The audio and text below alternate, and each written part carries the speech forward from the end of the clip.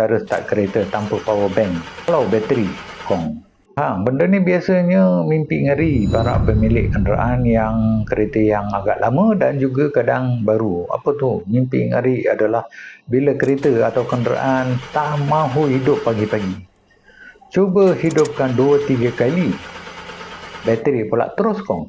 Jadi apa solusinya kalau tiada power bank ataupun jam starter? Saya percaya ramai yang tiada power bank ataupun jam starter sebab agak mahal. Jadinya apa yang kita boleh buat supaya dapat start kereta tersebut? Okey, begini caranya. Gunakan bateri rechargeable device seperti grinder, cutter ataupun drill yang menggunakan detachable battery yang boleh kita cabut.